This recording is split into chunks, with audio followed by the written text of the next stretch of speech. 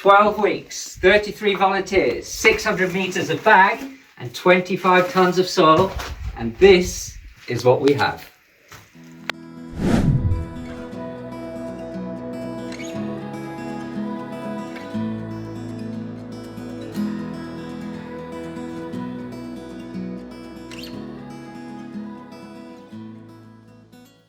Dow Valley is an off-grid school of nature based in central Portugal. I'm Adam, and one of the goals that I had when I founded the project was to be able to live here comfortably all year round, growing my own food. So I see it absolutely necessary being able to store the food and also have a nice, comfortable place to cook in. It began in 2022 when we had this brownfield site, measured up the site to see what we had to work with, and then I got to designing the whole kitchen on paper. What I came up with was a building that had curved ends, front entrance, and then straight sides with a side entrance, a partition wall that separates two rooms, a storeroom, pantry, and also a kitchen dining area. With the design and measurements of paper, we set about making the drainage trench, which was actually turned out to be the hardest part of the build because we were digging into a thick layer of bedrock. Anyway, the whole idea was to create a dry island for the Superadobe walls to sit on top, and the trench underneath would contain perforated pipes surrounded by gravel that would allow the easy escape of water out, away down to the lower terrace, away from the building. We then filled the trench with gravel and had a good old dance and tamp around it several times. And that helped compress the gravel down, ready to start laying the Superadobe bags.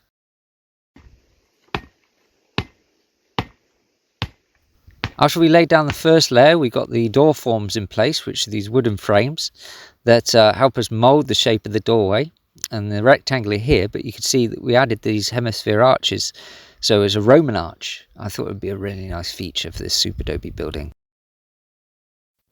The whole build was going very nicely, all of our efforts going towards creating this. However, nature had something else planned.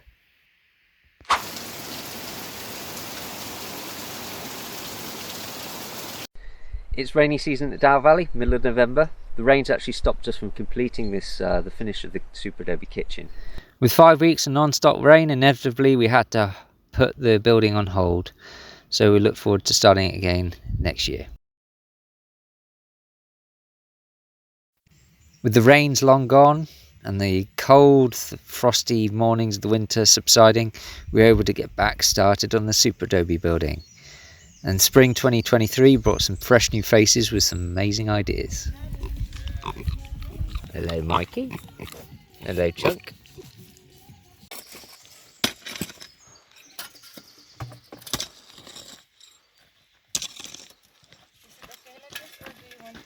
No, it's okay.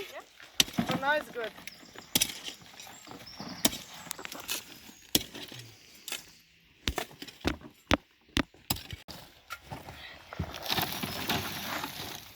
The sifting process is really important because it enables us to get rid of the bigger rocks that would otherwise perforate the bag.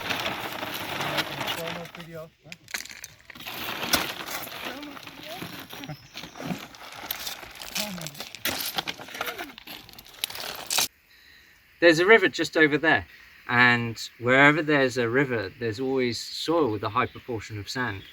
This is 90% sand, 10% clay. It's absolute delight to work with. It's the best soil to put inside the Superadobe bag. You can see how it just crumbles out my hands. If there was any more clay, it would be far too sticky. It would be hard to work with. Wouldn't be impossible, but it'd just make it more difficult.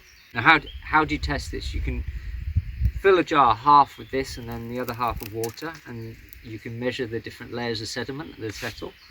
Or you can simply just get a shovel, spade, tip the spade to one side, and see how easily it falls off. So I feel very lucky and very grateful that I have this resource on my land. Nada clearly, the man who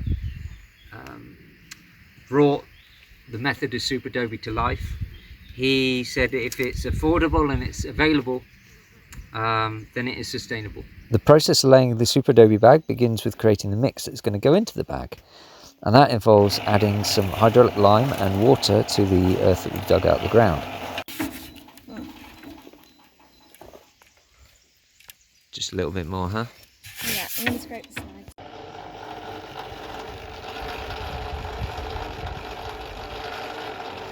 We start every new layer by measuring the distance we want to lay the bag down onto. And for simplicity purposes, especially going on curves, we just use our own feet. We then use that measurement to cut a length of barbed wire, which we then weave into the top of the bag.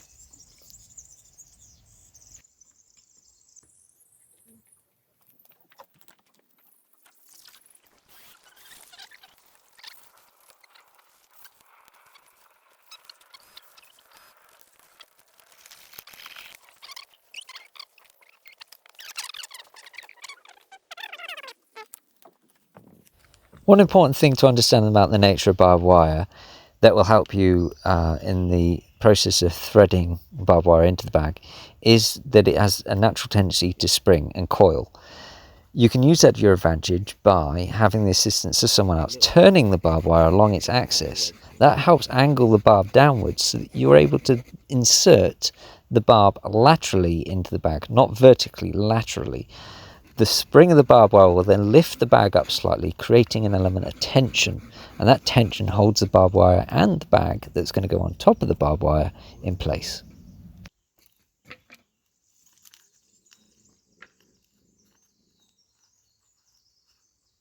Okay,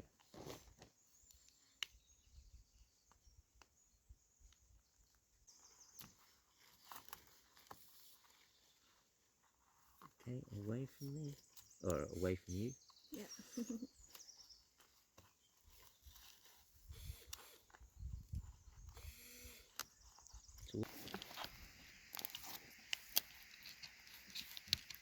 The end.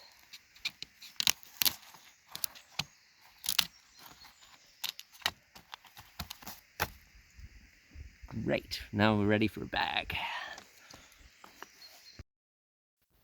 From digging to mixing to laying the barbed wire to laying the bag and then finally tamping and compressing the bag down, it's a real team effort. If you've got everyone on board, you can make some structures surprisingly quickly with this method.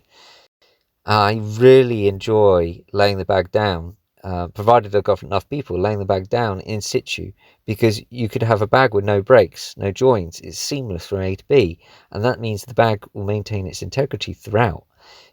If you've got a consistent enough technique, it creates beautiful results, absolutely wonderful. That being said, if you don't have the numbers of people to help you out, it is possible to do this on your own, just with smaller bags. My experience is the vast majority of people pick up this technique really quickly. Here we've got Arthur and Bryn laying the bags, got Marie doing the barbed wire, Lucy's helping filling the bags as well, and Benji's assisting on the ground filling up the buckets. It's really good that all these team members really got along with the technique really quickly, and I can trust all of them doing any part of the job.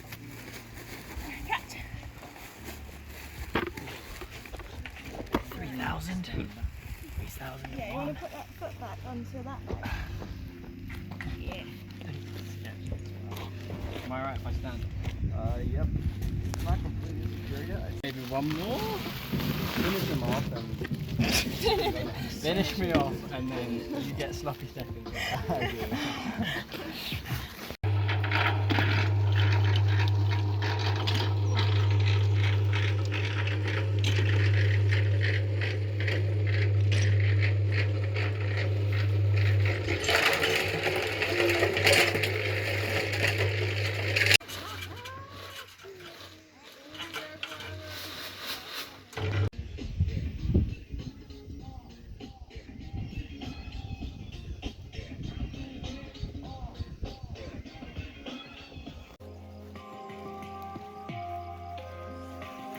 Once the walls got above the arches, the doorways and the windows, we were able to introduce some ring layers of bags. That's one continuous bag all the way around the whole circumference of the building.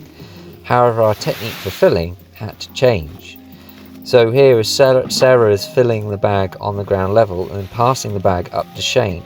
Shane's assisting Pamela, who's laying the bag down, by bringing the earth all the way through the whole length of the bag. Pamela stood bravely on top of the wall, and then Pamela gets the bag to the point where the earth connects with the earth that's already in the bag, gives the bag a good shake, lifts the bag up and twists, steps her foot back, and then lays the bag down. That's how we create the curve. Hoeft niet, hè? Als je het nog wilt. We zijn er nog niet, maar als je dat wil proberen, dat rechte stuk daar. Huh? Okay. This bag was 84 footsteps long, which was a serious effort. It's 26 meters. So yeah, we had to take regular breaks, kept mixing, making new mixes, refilling. It basically took a whole day. But what a good effort, team. Well done.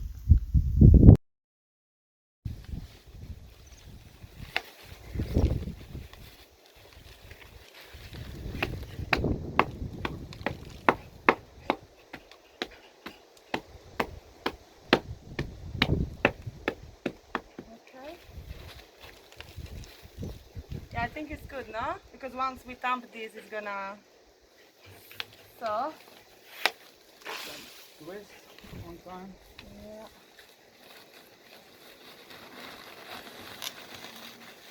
Yeah. Try to get both sides of that bag hidden. Yeah, like this? Yep. Make sure the top is tight. Yeah.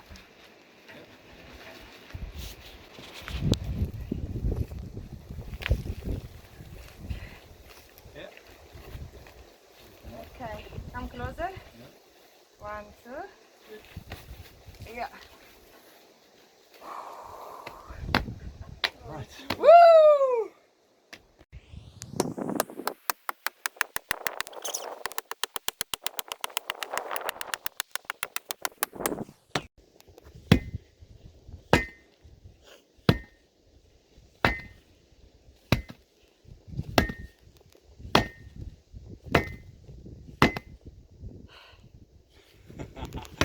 Nice one.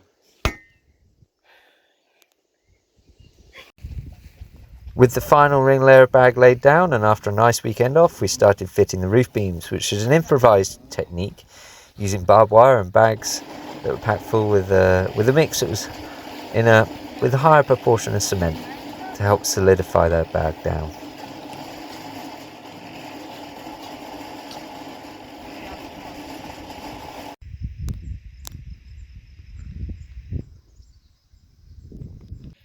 With all of the main steel roof beams laid down, we started to attach the insulated sandwich board.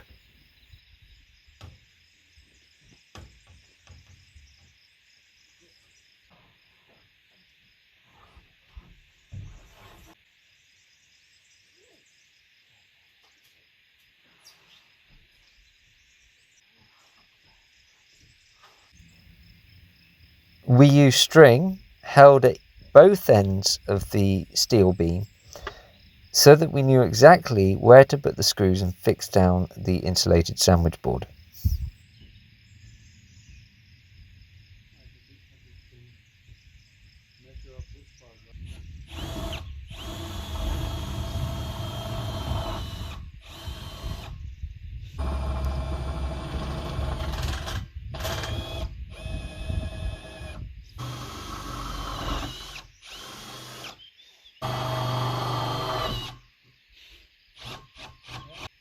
Bryn.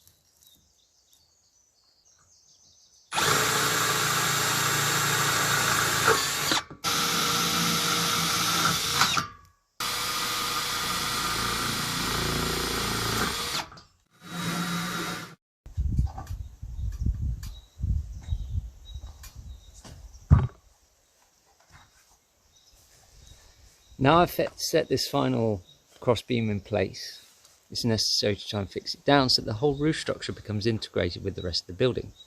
I began by cutting this little groove in each one of these beams. Within this groove is going to sit a piece of barbed wire, one long line of barbed wire going all the way along. That barbed wire is going to be compressed down with another bag on top of that, so it all solidifies, it all holds it all together. So this is the final bit, this part of the wall, then we'll get the roof on.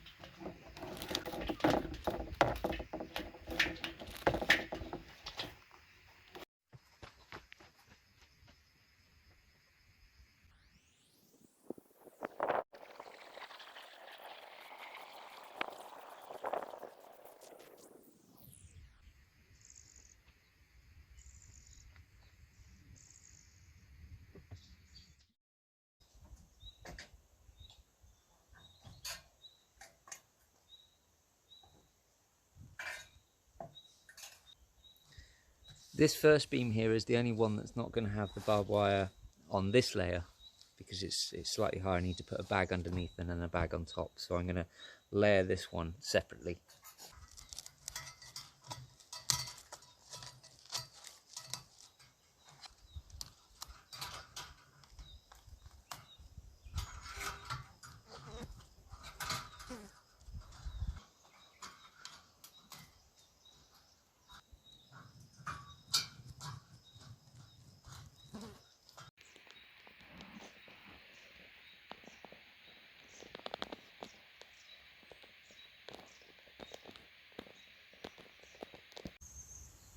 Almost all of my volunteers have left now.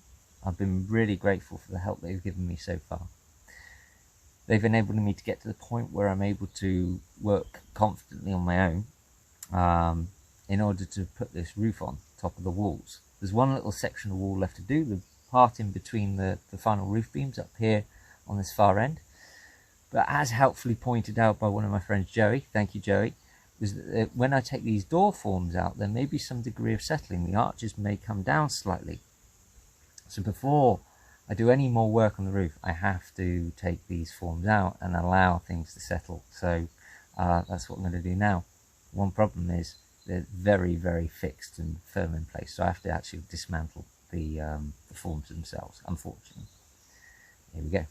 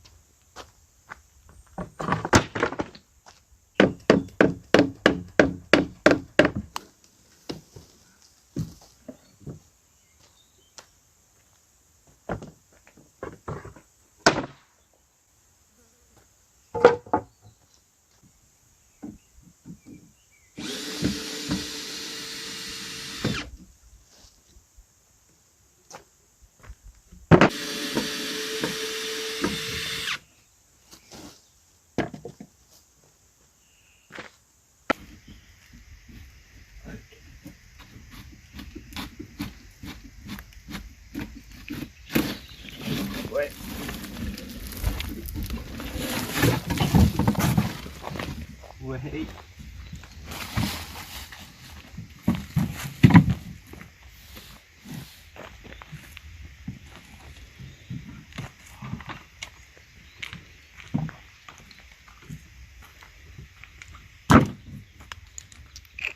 Wow. Look at that.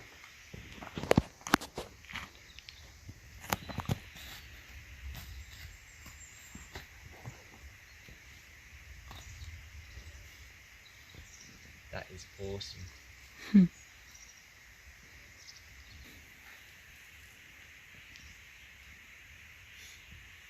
I'm so happy how that's gone. It's my first go at making Roman arches, and it's worked out really well. Looks amazing. This is the grand entrance.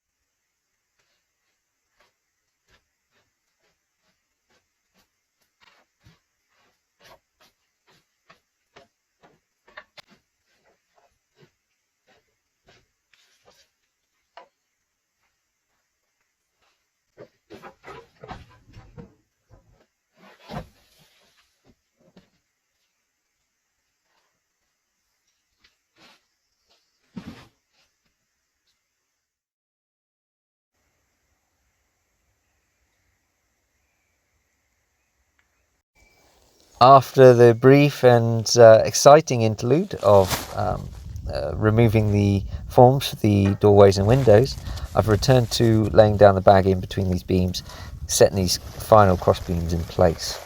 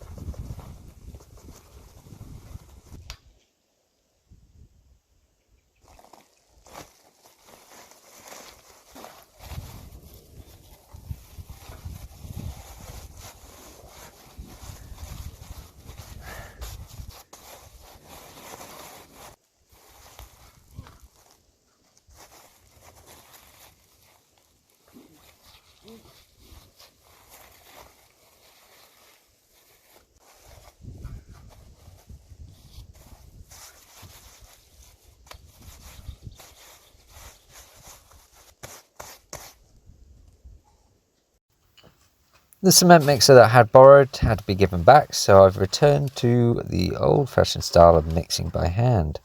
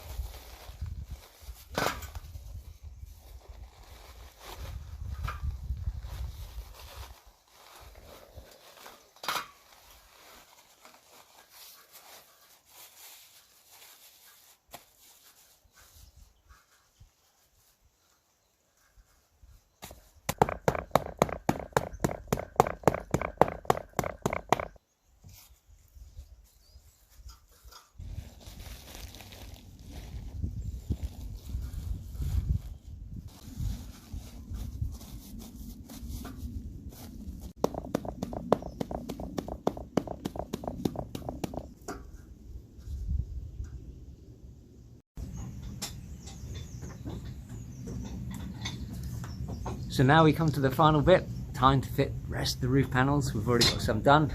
Let's do the rest.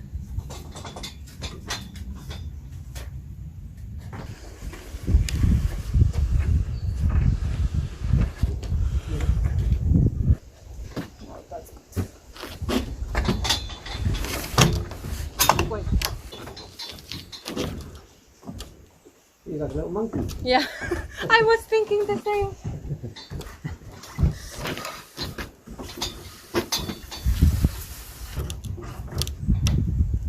Yeah, okay. So you don't get head chop.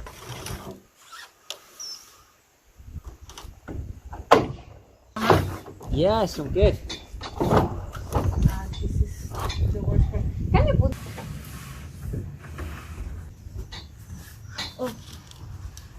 Is it actually on top of the board? Yeah. I'm pulling it around to your right. Okay.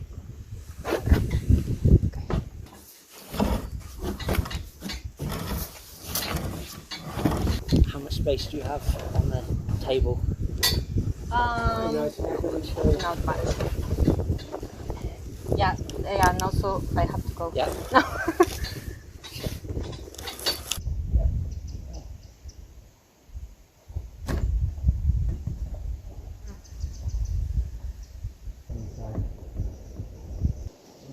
This side.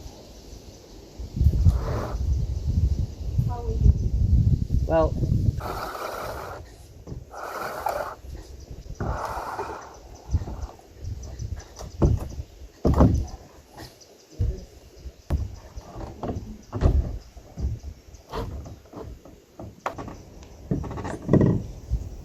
again, provided that the beams are straight underneath the insulated sandwich board, I found it really useful method of using string to line up the screws so that you know exactly where you're putting them and exactly where they're going to go through the sandwich board into the steel beams beneath.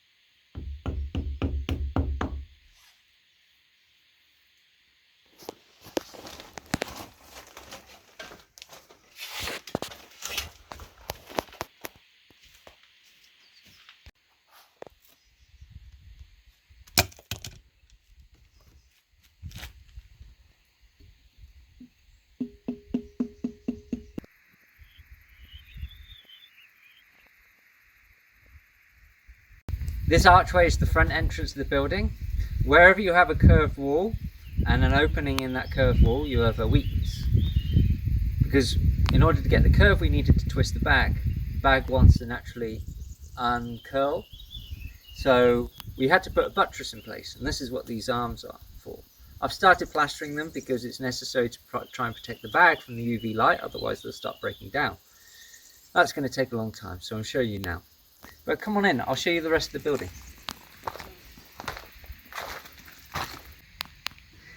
This is our main cooking and dining space. Over here we're going to have a clay-built wood-fired oven. And then over there will be the sink. Rainwater will be harvested off the roof and going into tanks that are going to be put on the outside of the building. That will then feed through into this pipe over here. The sink will be, and underneath that then there's a grey water outlet. The grey water then will be going out into the garden into a reed bed system where we can recycle the water for plants and vegetables. My plan in the future is to produce as much food as I possibly can on site. So it's necessary to be able to store that food. And I've decided to include this idea of a pantry, which is the coolest part of the building. It's so much cooler than the place outside. Down the bottom we're going to have clay pots that are sunken into the ground. It's a very old style of refrigeration unit. And you can see how actually there's not much light in here, but I have included these bottles in just it's kind of a random pattern. It was supposed to be a circle, but I didn't have the space for a circle. So yeah, these bottles allow a little bit of light in. The main idea, the main function of this place is to be a cool place.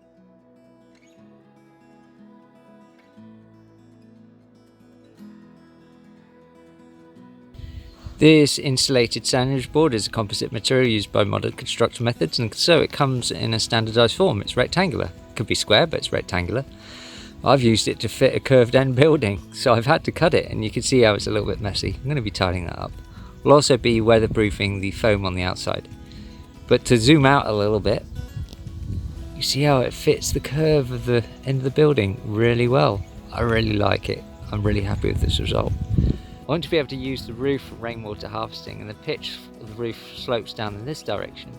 Most of the roof is straight, but there's about 1 metre at either end, maybe 1.50 meters, that is curved. So the big challenge will be trying to engineer a way of fitting guttering to a curved roof. I think the work that we did to set these roof beams in place has made a really solid roofing structure. One in which is able to support enough weight on top, because I'm going to be putting solar panels on the roof. An important feature of any building is the amount of light that gets into it, and whilst I thought it would be enough with windows in the doors and also windows we've got on the side of the building, I also thought it was important to put extra light in. So we went for these glass blocks, as well as the bottles up there in the wall, to allow more light in.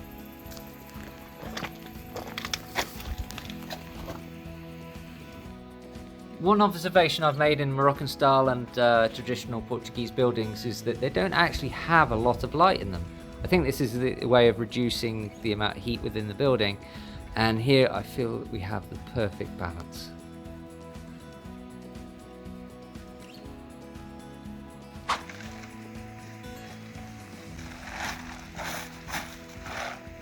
So that's it, I've covered the building up to protect the building, the plastic bags against the UV light, the strong rays of the sun. I'm going to be spending a lot of time plastering this. It's going to take a long time, so that's going to be a separate video. I also need to make windows and doors, which is something I've never done before. So if you've got any comments or advice on that, then please do share. I'd be really grateful. If you're really interested in being involved in a project like this, watch out for next year. 2024.